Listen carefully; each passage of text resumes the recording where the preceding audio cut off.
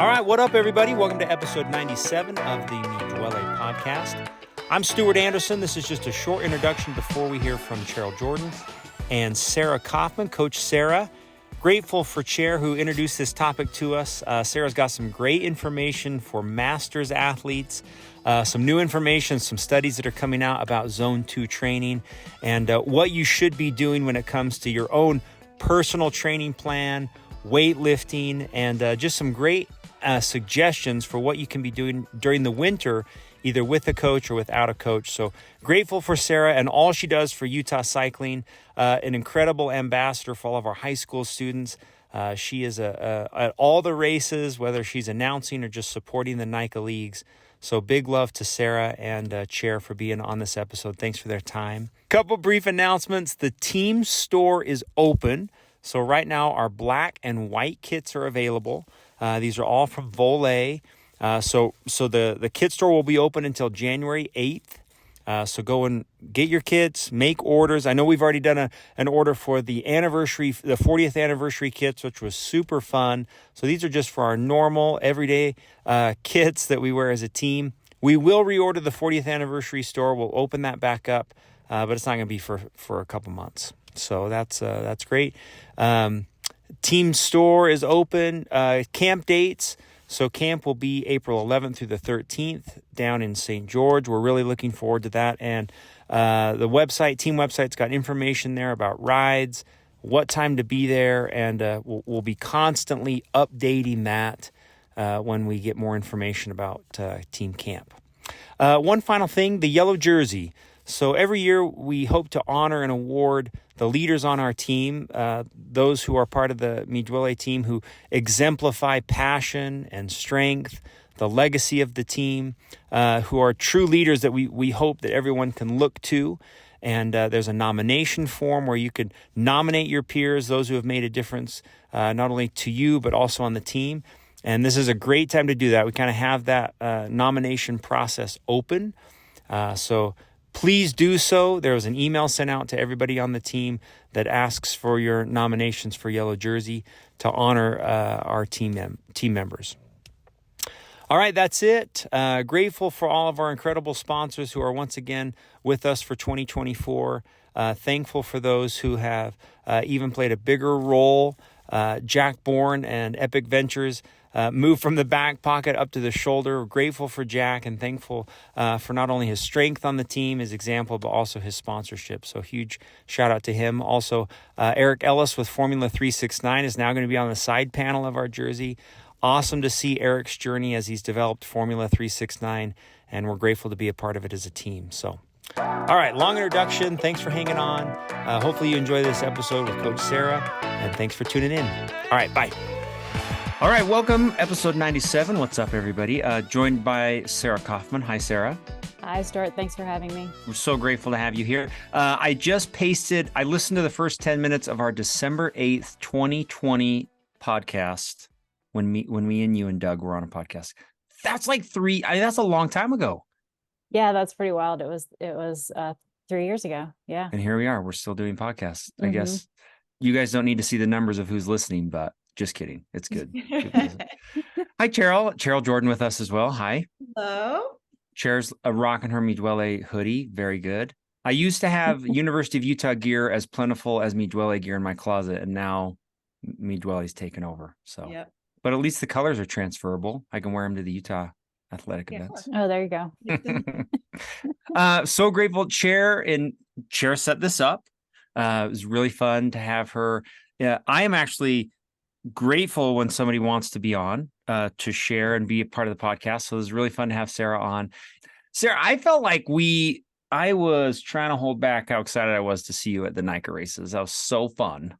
Oh yeah, I love it. Doing the announcing, it's like it just gets me out there to experience the NICA scene, which is just kind of insane at this point. It is insane. We were talking about the state championship race. Like, how is it, if it grows anymore, it's going to be impossible to do any more kids at an event for mountain biking. That Cedar City thing was crazy. Yeah, I mean, I think they are already talking about splitting into 8 regions. You know, they're currently at 6. And the state champs is kind of the one where everybody comes together. You know, and I don't know, I guess it's been a few years now that it's like you have to qualify for state champs in most categories. Right. So they'll have to do some additional qualification. I know. I feel like we're headed towards like a 5-day race, like all week. Yep. It is so fun to see, though. We started with my son Ryder racing in like 2015. And I think he was in 7th grade on the Devo team. And there were like a few hundred kids, maybe at the races, not a lot of girls. And then by the time he did his senior year in 2019, you know, it was at 4,000. So it's just amazing to see what happened in like 5 years. It just blew up. Sarah, you probably know better than me. How is Utah the biggest high school mountain bike league in the country? Yeah, by quite a bit. What? Mm-hmm. Uh-oh, hold on. Yeah, I mean, I don't have the numbers right in front of me, but it's quite a bit bigger than the other leagues. I want to say California, they did split. I think they're 2. They may have split to 3. I can't remember. But I mean, you know, we're looking at Utah with 6 regions. Yeah, I think most of NICA or Utah is a significant portion of NICA at this point. Very cool. Mm-hmm. And do you still participate on their board? Yes. Yep. Yes. I'm on the board. Awesome. Very cool. Good job. Okay. Okay. I got to introduce you guys formally. Should I do that? An official introduction? Okay, Sarah. Sarah's raced all over the world as high as World Cup level. Are you kidding me? What does that even mean? That's like Europe, right? I did a handful of World Cups, North American World Cups. So I think I did 4 or 5, like, I'm sure you've heard of Mont Saint Anne in Quebec. I did that one, I think 3 times. And there used to be a World Cup in New York State that I did, I think also 3 times. So that's adds up to 6, but at any rate, I raced a handful of World Cups in North America. Well, whatever comes after this as part of an introduction, that's all you really need to know. Okay. You're talking to a world-class racer. So very good. She went on to race single-day endurance and mountain bike stage races and started casually coaching in 2010 to 2012. And then in 2012, more formally, right? You started coaching more formally in 2012. Started her own coaching business in 2017. And has been under that brand since then, which is really fun. You have you run the simultaneous Instagram pages, your own personal one and your coaching one. It's fun to watch. I mean, I'm an avid follower, so very good. Thanks. You stepped away from elite racing, but you say, honestly, I've had more fun and feeling more invested in racing, the racing of the people that you coach. Now she just races local cyclocross series to scratch the itch without the same level of commitment and sacrifice. But casually, she did just win the series. So very good. That's so good. Awesome. Sure. Anything I missed about Sarah that you wanted to add that you felt we need to include there? Oh, I mean, the reason I thought it would be so beneficial to have her on here is she has so much knowledge to share.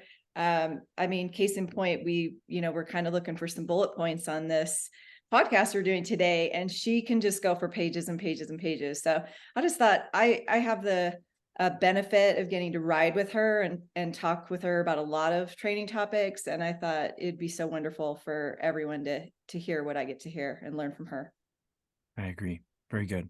Chair, let's introduce you real quick. Is that okay? Yep. Okay, very good. So Chair, I like this. She's been riding bikes for 25 years. Ironmans and coach triathletes. Okay. That's like a little humble, but I mean, it's all good, Chair. Very good. She also, many of you know, Lodija. She's done it twice and 2 second place finishes overall. And unfortunately, you did Snowdija. Was that 2005? I can't remember what year it was. Ooh. Yes. Yep. Just real quick, how did you ever stop? Did you like get in a car? Like what happened? No car. Okay, so I had just had a baby in September the year before and decided that a fun thing to get back in shape would be to do my first marathon. So I did a marathon the following April. I finished that, and then about May, a friend of mine said, "Hey, we should do Lodija." And I'd never done anything like that. And I said, "Sure." So I kind of got on my bike and trained for a few months, and we showed up and we decided we were going to stick together. And as some of you know, Dave Sharp and others that were there that year, it started snowing. It got to the point where trying to come down the main pass into Montpelier, I was so cold. It was slippery. My hands weren't working. I knew it was super unsafe. So I pulled over and I thought, I've got to call for help. And I had a flip phone because that's what we had back then. And I could not open my phone because my hands were so cold. I couldn't brake. So I just had to let it fly. We got to Montpelier and people were piling into buses and warming up. And Sharp would know the exact number, but I think it was about a 50% DNF. So my friend and I drank some hot things. I was a rookie. AJ was a rookie Sherpa. So I don't know if I had much to put on new clothes. I don't think I did. And then we were like, well, should we just get 100 miles? Like, we're out here, let's get to the pretty part. So we rode, we hit 100 miles. The sun kind of started coming out and we're like, let's just get this done. Well, it started pouring rain. She lost both of her contacts. Oh my goodness. And then we stopped at a feed zone and AJ said, hey, there's only one woman in front of you guys. She's with a pack of guys, unfortunately, but she's not that far ahead. And I'm like, well, let's just do this. And she couldn't see. So I'm like, just get on my wheel. It's pouring rain. And we're just like, for 80 miles, I just pulled her and we finished. And so we were thrilled to have made it, finished. And then I just had to come back the next year just to do a sunny one. A different friend that wanted to do it. And ironically, she continued because she wanted to see the pretty parts, but then couldn't see it. She was Did you get good weather the next year? And the next year was beautiful weather. I had the best time. Yeah, I was in a break of 5 ladies and we stayed away, and yeah, it was good. Cool. Chair works in the corporate world. She has an MBA and says product creation and marketing for 25 years. I did not know that, Chair. For what company? All sorts of companies, Franklin Covey, Zag, some architectural products. Cool. Yeah, so I did that and then burned out and then pivoted about 6 years ago to commercial real estate, mostly office space. And then now I'm kind of ramping into retirement and selectively choosing some projects to work on and then starting to do more volunteer work. So very good. Yeah. With trips to Italy that we don't. With some key Europe travel. Yes. As I'm like trying to kudo the rides multiple times. Like this is really good. That is fun. And you two, can you talk about how you know each other? I know you ride a lot together with a really cool group of women that we all admire, but can you talk about that real quick? Yeah, I saw Sarah announcing a NICA race and I just went up and introduced myself. I'm like, man, she's cool. And I think she's a pro mountain biker. And God, if I ever someday decide to have a coach again, man, she'd be awesome. And then I think eventually we connected through Melissa, our mutual friend, and kind of started riding together. And I asked her to coach me in 2021. And that's the only time I've had a coach in a number of years, and had a great time working with her. I've been a coach. I've coached triathletes. I feel like I've been in the sport a long time, and I still learn from her every day. She's a student of the sport, and she loves science, and she continues to research. We're both sort of data geeks. And so I had a great experience working with her, and then kind of had health issues and just kind of stopped, kind of really training consistently and focused on racing. So, but if I ever had a coach again, it would be Sarah. Obviously. Yeah. Okay. I'm going to share my screen. Sarah posted this last night on her Instagram page that since the beginning of November, she's brought on or onboarded more new athletes than she's ever had in a single month. How cool is that? It's been a huge amount of work and fulfilling, and she's beyond excited for 2024 to be on a journey with all of you. That's what she wrote. How cool is this, Sarah? Can you talk about, I don't want you don't have to share. Why is this happening? What do you think? What's going on? Who are all these athletes? Are these, is there something that's changed or shifted, or is this just you being awesome and people knowing about it? What's going on? I actually have thought about this a lot. I think that my coaching, like, I mean, of course, I always want to get better, but I think what I've really gotten better at more recently is the messaging around my coaching and kind of what specifically I'm good at. I think what I'm really good at is educating athletes to learn about themselves, because, you know, ultimately a coach is only as good as an athlete can provide info. You know, when I write a customized training plan, I'm using the best information that I have to make the plan as perfect as it can be for the athlete. But ultimately, the information that the athlete provides me is always going to make me a better coach. And so I think I've just gotten a little bit better about the messaging around how I do that, why I do that, why I think it's really important. And you know, I guess I think and I hope that that's resonated with people and inspired them to hire me to coach them. For sure. Mm. I agree. Very good. Cher, what do you think? What do you think, Cher? Why are there more athletes gravitating here to Sarah as a coach? Any thoughts?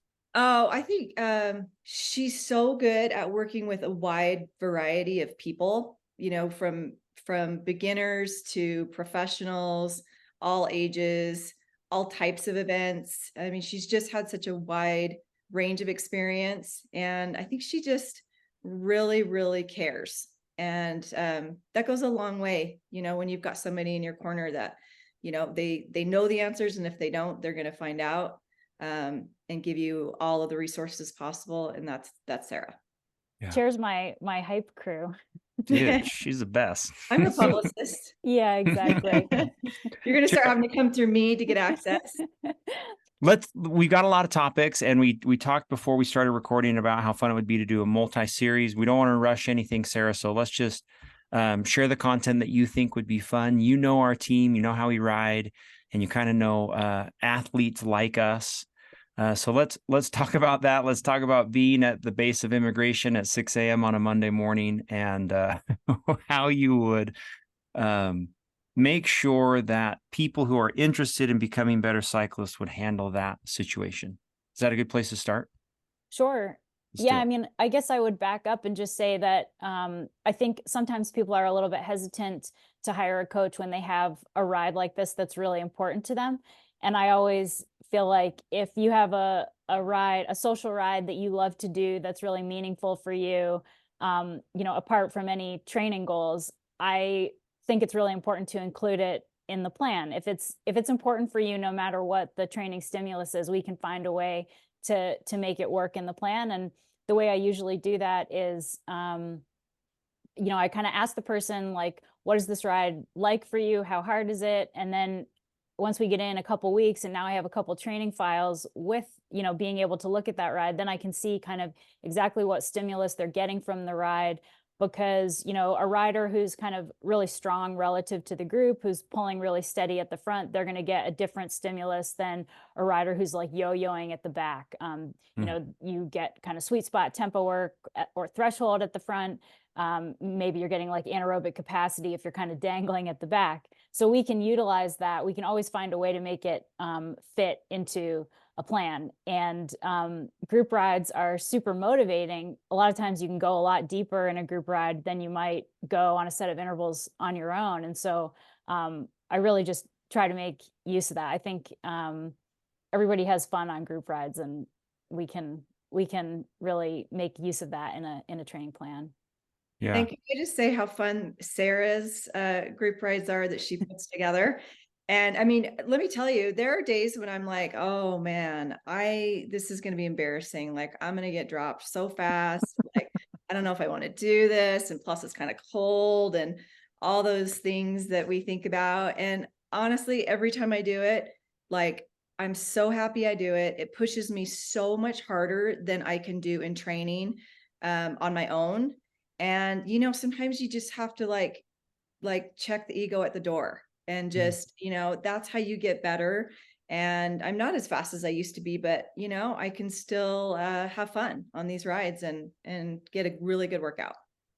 Yeah, I also, as a mountain biker, I really appreciate group road rides for this, because you can't do that on a mountain bike where you can get a pretty wide range of fitness together and everybody can stay together on a group road ride. That isn't really possible on the mountain bike, but given the way drafting works, you can really keep a group together and everybody kind of has fun, works hard.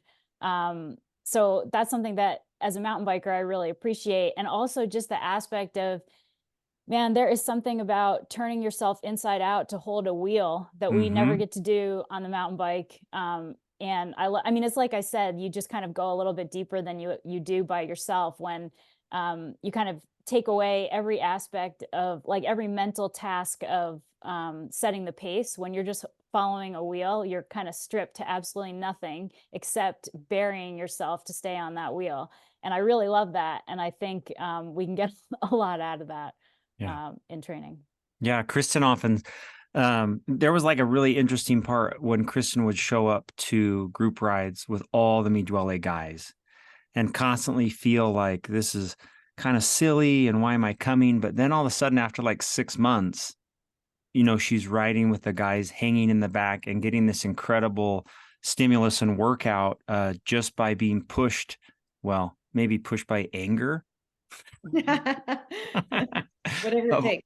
Whatever it takes to hang on to the group. And I agree. Very cool. The second thing that you're going to share, Sarah, though, is, you know, and I've learned this over the last couple years, is if this is the only thing that we're doing as a team, as athletes, is showing up and doing like group rides together, we're missing a huge part of stimulus when it comes to training and working together. Can you talk about that, your little second point here about why it's important to include more than just these team rides? Yeah, I mean, again, like, I think Kristen's a great example, right? She kept going back. She probably hung on a little bit longer each time. You know, and that's going to be over time. But it is when you're kind of just doing the same thing week after week, you know, in order to build fitness, we need a new stimulus. And so that can be in the form of a group ride if it's as long as it is worked around kind of progressive training apart from that. So when you're constantly do the same group ride, as if you are doing other training that is complementing that, kind of filling the other holes within your fitness, then you will kind of continue to progress. But if it's just the same thing over and over, then you do start to develop these holes, whatever intensities aren't being touched on the group ride, that kind of thing. So for me, you know, when I look at a rider who's doing a group ride week after week, I'm going to look at, you know, what intensities are not being touched on in that group ride, you know, and that's in the context of, you know, what their specific needs are, where they're at in a race season. And we try to fill those holes in other workouts. That can get tricky, you know, if the group ride is like so hard that they're not recovering in order to be able to do these other high intensity workouts. You know, that's when we kind of might start to negotiate like the frequency of doing a group ride. But yeah, I mean, as long as you are touching on other aspects of your fitness, then I think we don't see those holes kind of develop. Is that Yes. clear? Share follow-up questions? Anything? Good. Okay. I mean, Sarah, you talked about this in this little paragraph, though, that which I think is important, that sometimes you say, we talk about the holes that develop when people just do group rides and how that can lead to burnout. Can you talk about that just a little more? Yeah, I mean, I think like when you kind of keep doing the same thing, if you are seeing progress, you're kind of motivated to continue. But if you keep doing the same thing and you're not seeing progress, that's not motivating at all. And then you start missing some of the consistency. And I guess I see this a lot with people feeling burned out in like July and August who have been doing group rides all year and maybe missing some more specific intervals. Whereas when we are targeting other intensities that are getting missed in the group ride, kind of filling those holes that I mentioned, then we don't see that same level of burnout, particularly in the middle of the season. Yeah. I mean, it's one of my biggest concerns working with a coach or working with a plan. I talked to AJ Chair recently, and he talked about downloading some plans and looking through them and working through how that works. I'm always so concerned about, well, how will this affect when out comes a ride from Scotty Miles Wednesday night at 9:00? I'm like, well, obviously I have to go to that. I can't not go to ride Three Towers. I mean, of course I'm going to do that. But I really think that you are correct in that there's a motivating factor that comes from seeing progress from doing it right. That you're like, man, I'm going as hard as I can, but for some reason I'm not getting any faster.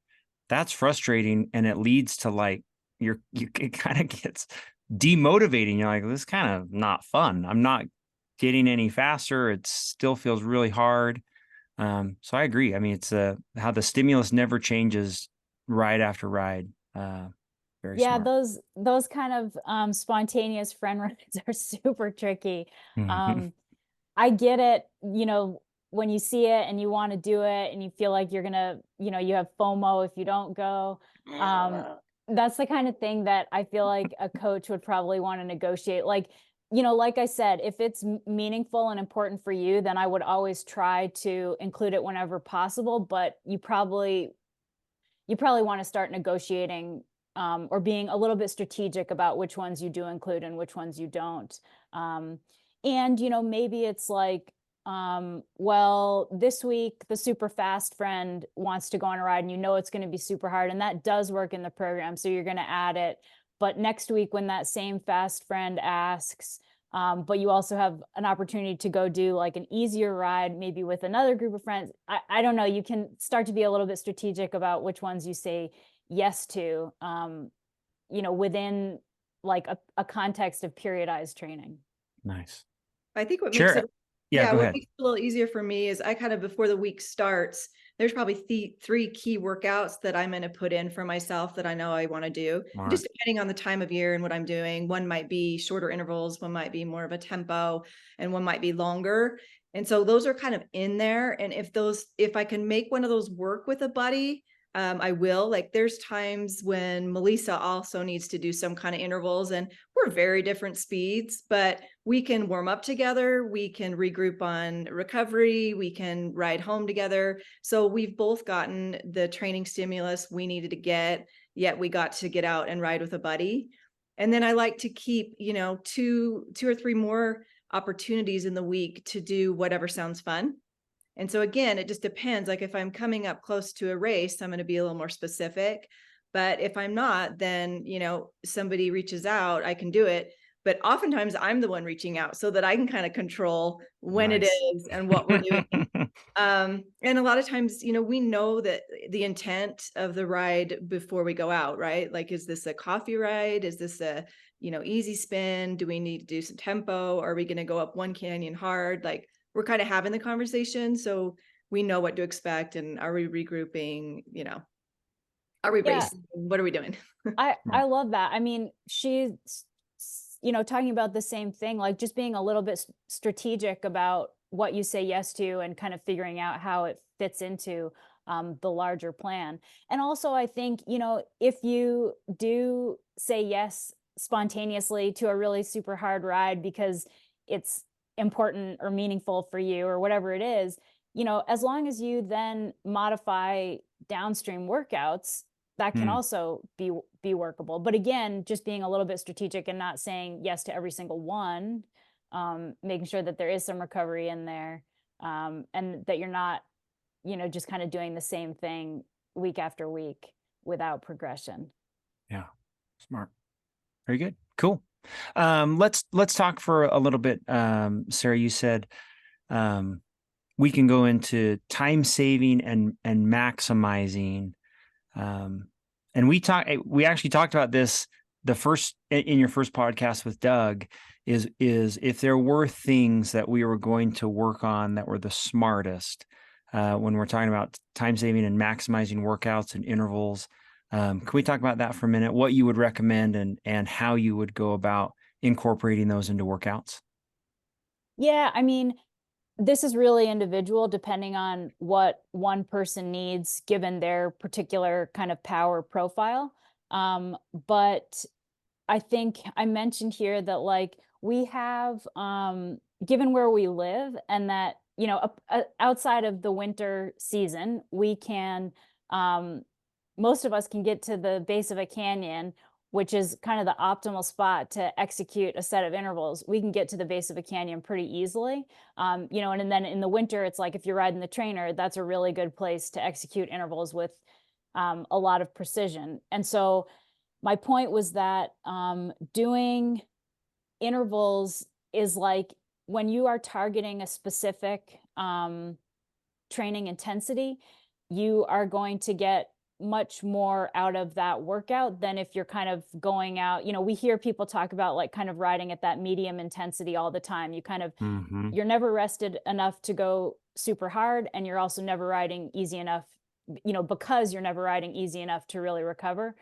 So if you are resting and then doing your hard intervals and you're able to actually go hard for your hard intervals, you know, you can probably bang out an interval set in 60, 90 minutes as opposed to like, you know, the equivalent 3-hour ride where you're kind of you're not being specific with the training intensity that you're targeting. So my point there was doing a set of intervals saves you a lot of time as opposed to just doing a non-specific ride. What do they call it? The black zone. Is that what it's called? Where I'm constantly training. Yeah. And, you know, my point down below, foreshadowing a little bit, is that I think in some ways we're just trading that always riding at zone 3 for now always riding in zone 2. I just highlighted it. She has a hot take on zone 2. I can't wait to get to it. Well, Chair, did you have anything else to add on kind of maximizing and time saving? Yeah, I just want to say, in terms of intervals, two kind of cool things that I learned from Sarah. One is if you have a workout from your coach in TrainingPeaks, or if you write your own, which I do a lot, just because having a workout makes it sometimes more interesting for me. It will download right to your Garmin or to your Wahoo. And so you don't even have to think about it. Your warm-up's done, and now it's telling you you need to do X number of watts for X number of minutes. And it just kind of takes a little bit, it just makes it even easier.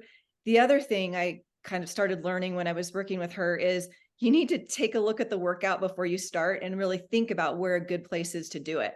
Like if you think you're going to roll up and down Wasatch and get the right training stimulants, you know, maybe not. You might need to find a 6-minute hill, or even better when you get specific and, you know, oh, okay, Big Cottonwood would be a good one for this because of, you know, the distance and the time, whatever. So, but I think interval training for me has taken so much more prominence in what I do now versus well, we'll get into it, but the focus on zone 2, especially throughout the entire winter.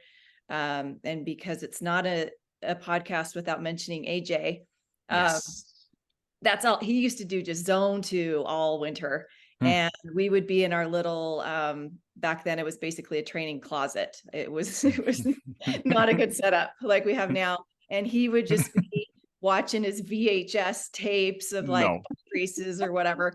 And spinning in zone 2 all winter. And I'm next to him just listening to music and just banging out, you know, intervals. And even he's changed his tune a little bit. So we'll kind of get into that when we talk a little bit more about zone 2. That's fun. Sarah, what does this mean? You had mentioned here that organic, unplanned, and open-ended intensity is important too. Can you talk about that? Oh, I guess I just, you know, as much as I think doing intervals is really important, and personally, you know, just like Cheryl said, I love having a goal when I roll out the door. Like, okay, I know I have this interval set I need to do. I know exactly where I'm going to do it. I can go bang it out and then I'm done. And there's kind of no question, like I checked the box that day. But, you know, I think we all got into riding bikes because we love, you know, that feeling of freedom when you get on your bike and you just roll out the door, the wind in your hair, whatever. And so I always include just like open fun rides, ride how you feel. I think that is really important too. And again, getting into the kind of the next topic, this zone 2, I think we've become so obsessed with these zones, and I'm just like, we need to just go out and ride and not look at a power target. There are days when, yes, you're going to be watching a specific intensity, but I think it's so important for us to just go out and ride how we feel. So I guess my point is just that that's an important thing to include in any training program as well. I agree. And I've heard a lot of athletes say that as well, just to be a healthier rider overall. Yeah. Yeah. Sarah, maybe you had another hot take recently on your Instagram about erg mode. Can we talk about that for a sec? Yeah. Does that fit in right here? Yeah, it does. I mean, so again, this is going back to what I said earlier, what I really focus on with my coaching, which is getting people to listen to their body and learn how to listen to their body.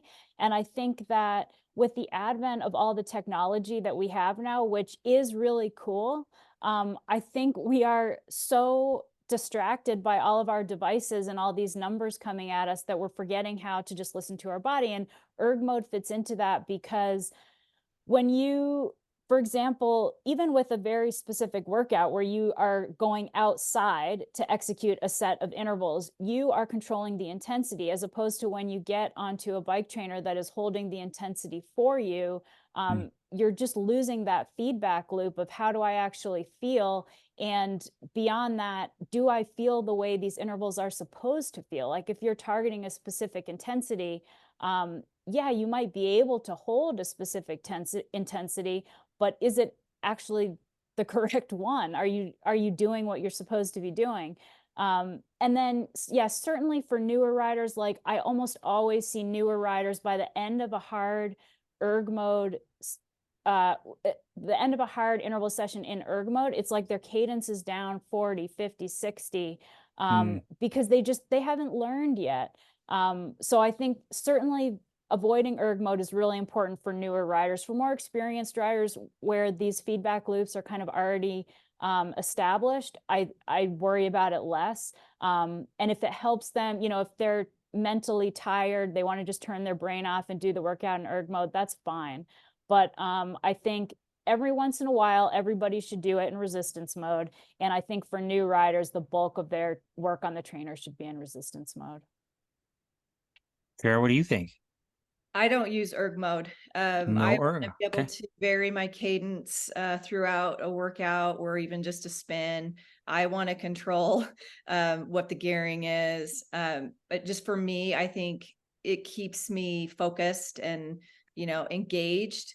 And I mean, even an easy spin, like then you should just be, letting your body dictate what cadence feels good. So I personally don't ever use it.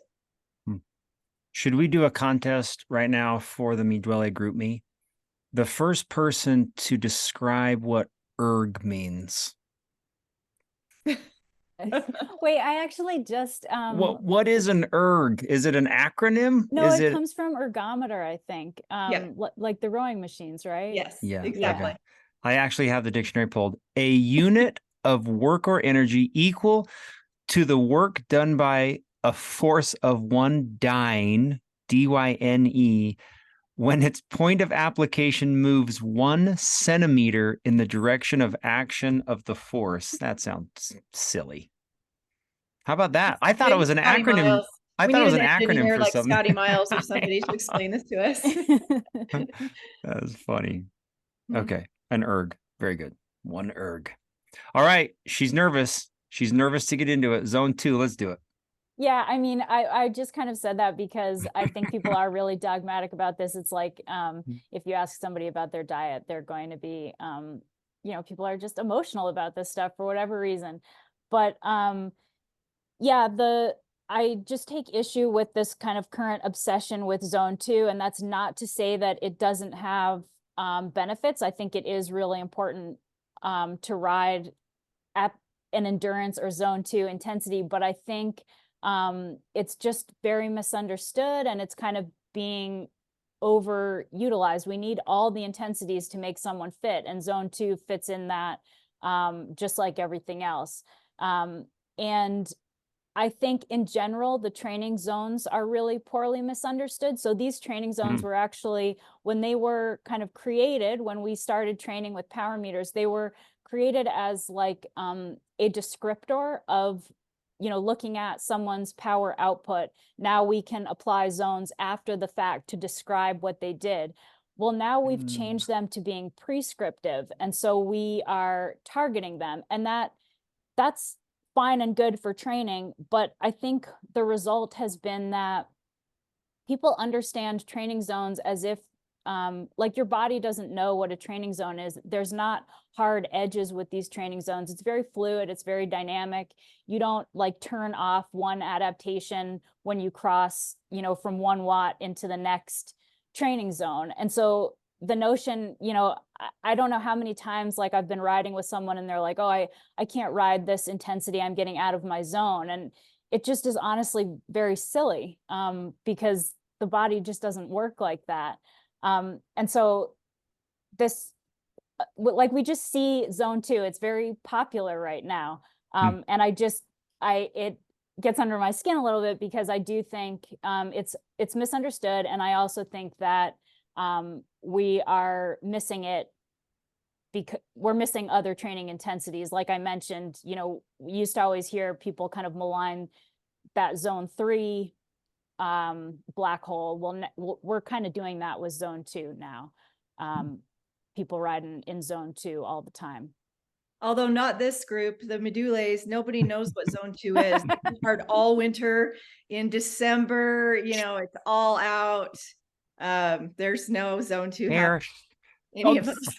The Friday fun immigration ride is very zone 2-y. That's true. Well, okay. So, but this is another problem. It's like, so now instead of actually truly recovering, you're riding zone 2, which is not true recovery. It's still too hard to be recovery.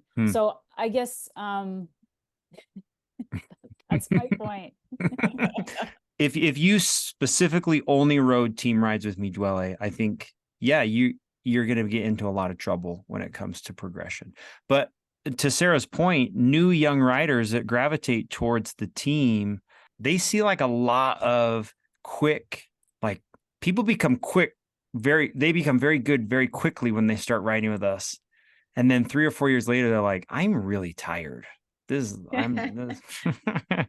that's the burnout that we talked about before. Yeah. And the bummer is when you have gotten fast over those few years by doing the group rides, for example, and all of a sudden now you're not progressing anymore, people usually like double down and then try to ride harder, when the answer is that just wasn't a sustainable thing. So yeah, it helped you initially, but now you need to back up a little bit and try a different approach, likely incorporating a little bit more recovery. Nice.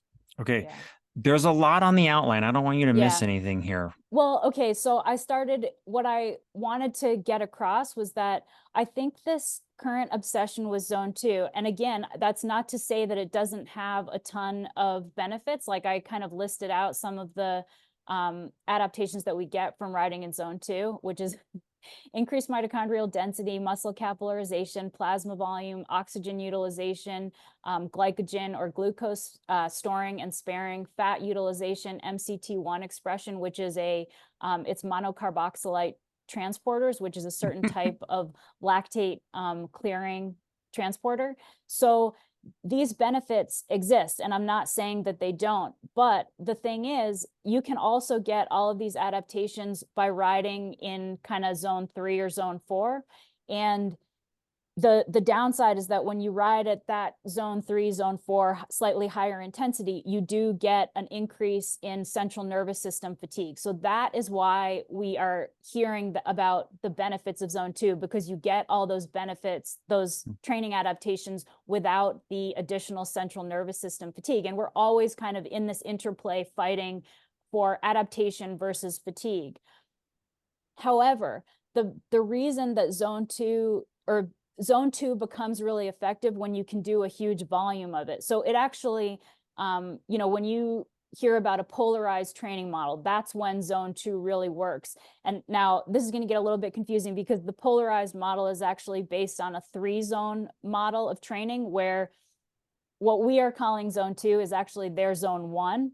And they are trying to avoid that zone 2, which is what we are calling kind of zone 3 and zone 4. So my point is the polarized model is based on doing a ton of really easy riding and a very small amount of riding over threshold, VO2 and anaerobic riding. And it's very little what we call zone 3, zone 4, kind of tempo sweet spot threshold intensity. And the reason that it works is because you get all this volume in and you don't get that central nervous system fatigue. But the vast majority of people that I coach, and I suspect people on the Medulla team, people who have jobs, families, whatever, anything else in their life besides cycling, they don't have the time to make use of all that riding at a low intensity. And since we can get very similar adaptation by riding, tempo, sweet spot intensity, it just works in their schedule much better. And of course, we do have to pay attention to the fatigue that's going to come out of that. But I just don't think that most people have the time to really get the benefit of this zone 2 that we keep hearing about. Chair, you're nodding. Do you agree? Totally agree. And I think especially as you get older and you're, a master's athlete, more time spent doing hard intervals and then really recovering. So just the two opposite ends, to me, is so much more valuable and produces better results than extra time in zone 2. And if you want extra time in zone 2, I think that variety is key, and especially in the winter or your off season. Do other things for endurance that move your body in a different way. For me, like, more time on the bike in zone 2 is not going to make me faster at this point. My base miles are huge. I have endurance, I can go do long events.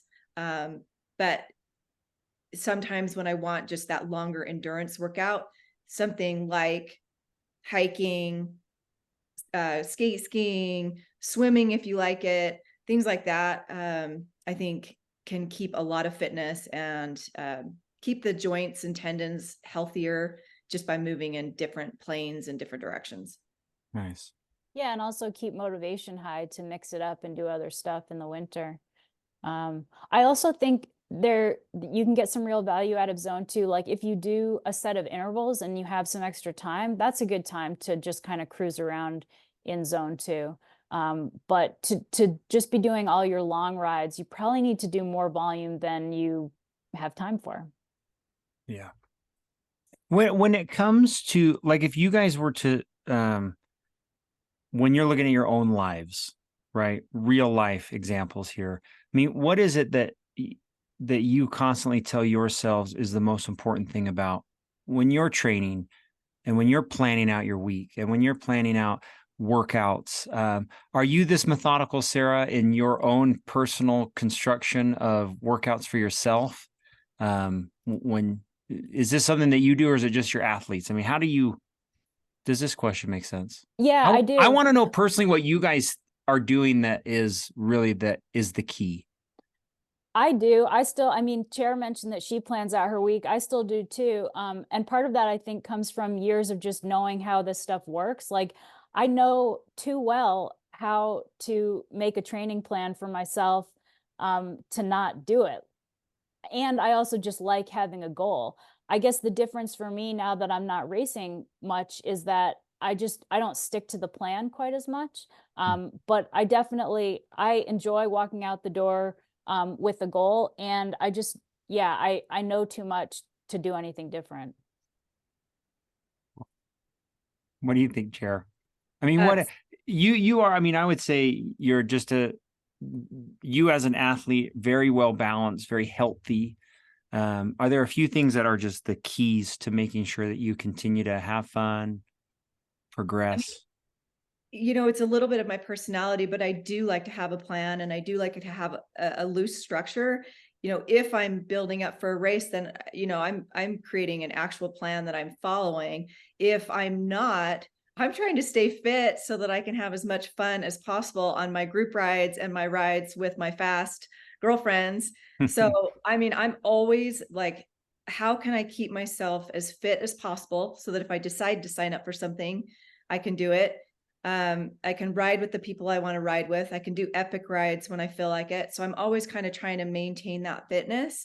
But I'm also, now as I'm getting older, thinking about longevity and what can I do? You know, these like knees only have so many pedal strokes in them, and you know, we're not going to last forever. So what can I be doing now that will benefit me in future decades so I can continue to be active? So that's kind of newer now that I've crossed the threshold into 50s. But that's something I'm thinking about too. That's like the new 30 chair. 50 is not old. That's not. You know what? I feel 30, 35. Nice. Oh yeah. You know, I'm just the big sister sometimes on these group rides. So cool. Well, this is fun. That transitions right into kind of our next topic, which is staying motivated. I know there's kind of a, when I was first starting to race, that was the big motivator, was like this thing that hangs over, like, I gotta do an 8-hour Saturday ride because Lotaja is coming. There's a lot of people that are moving away a bit. Me specifically, I've got mountain bike all summer and fall with my girls.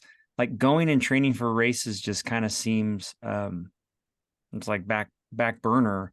Can we talk about that, staying motivated for training and progression when it's not revolving around a race? Is that okay? Is that good? Yeah. Sarah, you want to go first? Yeah, or let's see. I mean, I kind of said, you know, my personal spiel. I guess, you know, I mean, some of this comes down to like personality type. Like, do you enjoy having a structured plan? And, you know, like Charles said, maybe it's just a few key workouts that you kind of check off each week, and the rest of it is a little bit more open. I think that's a little bit dangerous because you can potentially lose recovery in there if it's like you have 3 key workouts and then the rest is open. I mean, it could go either way, right? I think, but I do think if the rest of the days just become like fun rides, then there's not true recovery in there. But I think largely just having some kind of backdrop of periodization allows riders to be consistent, and ultimately consistency is what kind of keeps you fit and fast. I like that. And I like AJ let it be known this morning on Strava, it's his rest week. I think that's so smart. Like, just take a week and be like, I don't know what he does on his rest week, eat pizza. Like, what does he do on rest week, Chair? I will tell you guys, he's very structured in his planning. He's very thoughtful, and he is so serious about recovery. He'll take a full week off now. I don't know. He'll help me Christmas up the place a little more or whatever. But like when we do trips to Hawaii, I end up biking, rider bikes, and Aaron literally lays on the beach for a week. Like, he knows it's really, really healthy for him to have that time off. And I think he has some training cycle every 14 days. He takes, 2 days off and 1 day easy, whatever. He's figured out what's working for him at this age. And he's really, really diligent about taking the recovery. Cool. So important. Here, there were a couple of things that I want to make sure that you mentioned. You had talked about in our outline, the book Outlive. And then I also wanted to highlight, we were supposed to talk about it maybe in your introduction, but you had some really fun advice for people doing events and races, planning and how you look for the events, and maybe your thought process behind that. Can you talk about those two things? Yeah. So just starting on the event. So when we talk about motivation, I mean, what keeps me motivated is I'm very selective now about signing up for events that work with family schedules, work with the type of training that I want to do. And usually it has to be somewhere beautiful, either somewhere that, it would get us to vacation somewhere that we normally don't, or the course itself is really beautiful. So I tend to choose I prefer shorter events than AJ. I like more 4 to 6 hour events. And then I don't feel like I have to do these giant rides to prepare. I also feel like for me at this point in my life, like I've done Ironmans, I've done the really long 10-hour things, and it just kind of ends up, you're out there alone and it's more about like survival. And I've done that. And now I'm more interested in being around people, going hard and finishing a few hours sooner. AJ, so speaking of some of the like gravel races we do now, I mean, you're out there a long time alone. And at one point there was, like a BWR, the full distance race or something that AJ said he would ride with me. Because I said, it's not that fun to be just out there alone. And I mean, I just laughed. He's never ridden a single thing with me ever. We've never stayed together in a marathon. We've never done anything like that. That's not ever going to happen. He doesn't have that in him. But anyway, the motivation for me is really being selective about events. And then I think when it comes to both training and selecting events, being really thoughtful with your spouse and with your family about how you do it. And I mean, there were many years where both of us, one of us drove to the soccer game and one of us rode home from Provo, or, Right. Just finding ways to work the family, into it. And then again, choosing, shorter events if you need to. Maybe one year it's doing the midweek mountain bike races, because it's a lot, shorter time, shorter time commitment in the training and the racing itself, kind of being away from home. And then you mentioned, I mentioned the book Outlive, which by Dr. Peter Attia.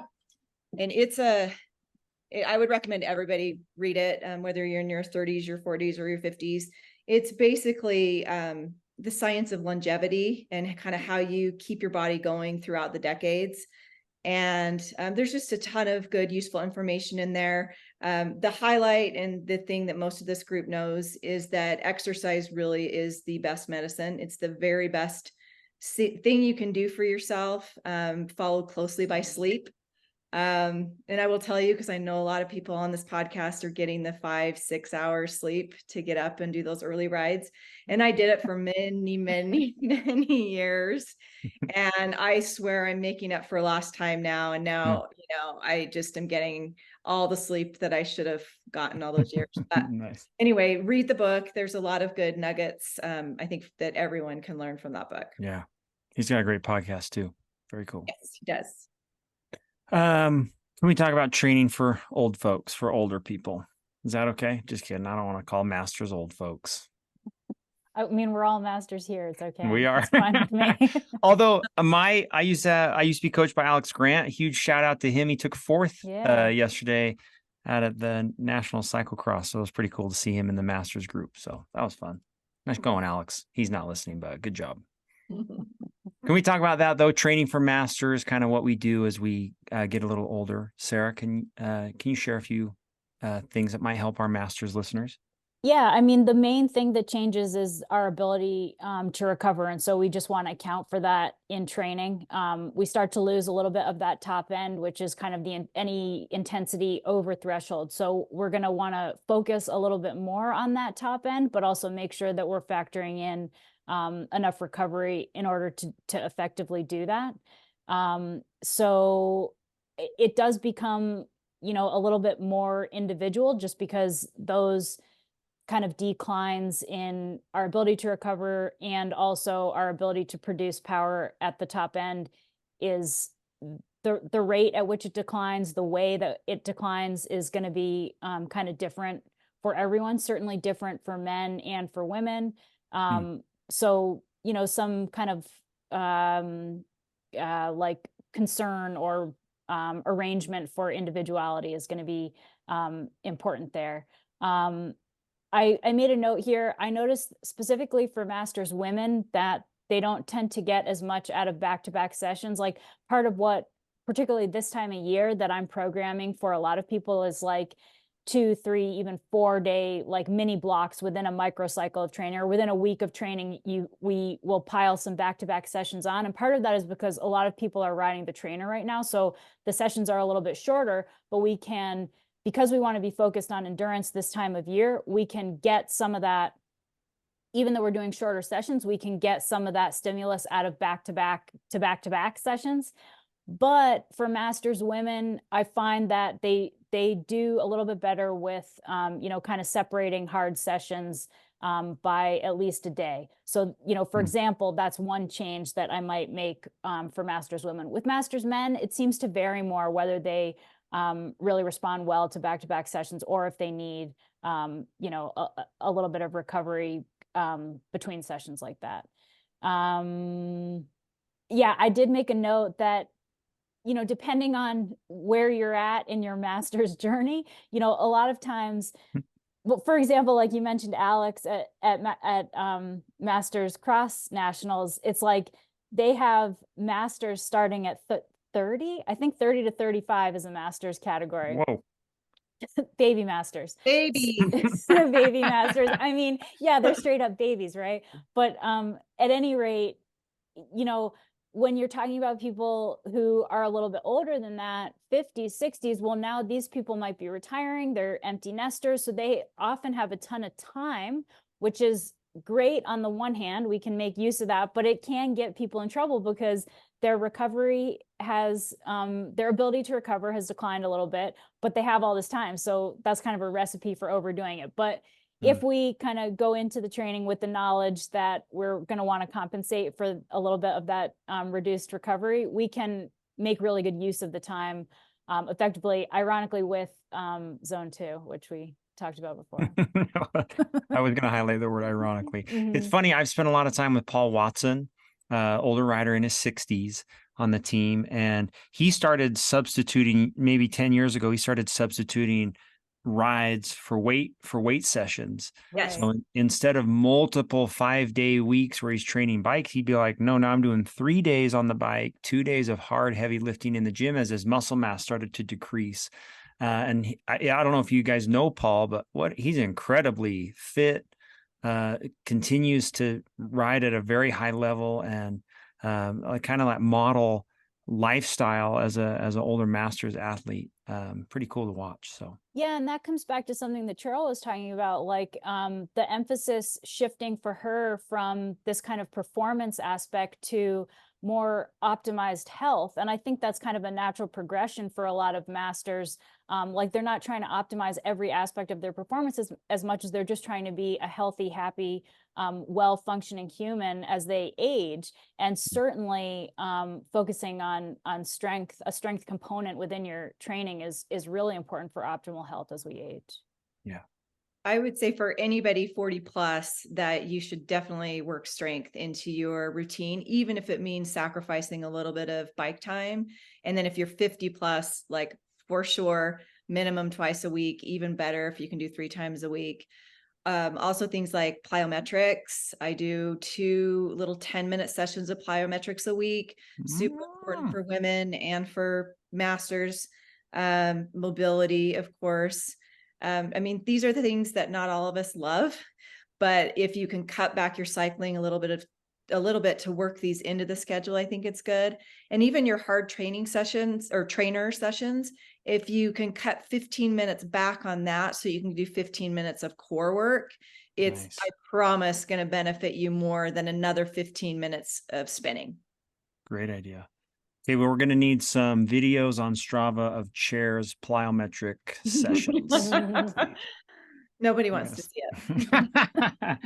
That's such good advice. I've heard that advice before, that if you're doing a 2.5-hour ride, just cut 30 minutes, 15 minutes, and add weights instead. That's great advice. Very cool. Sarah, I'll link your website. Thank you. Into the show notes in both YouTube and on the podcast links. Is there a better way to connect with you? Is this the best way? That's great. I mean, you also shared my Instagram post. I'm definitely on Instagram. People can find me there as well. Okay.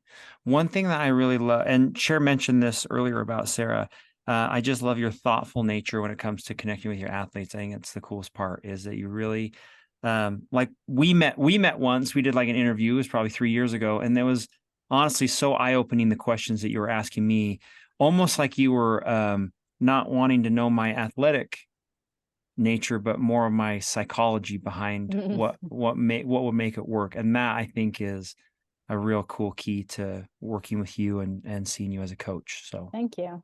Yeah. Chair, closing thoughts. I think we've done it. I think that was great. Okay. Wrap it up. Thanks, guys. This is really fun. Yes.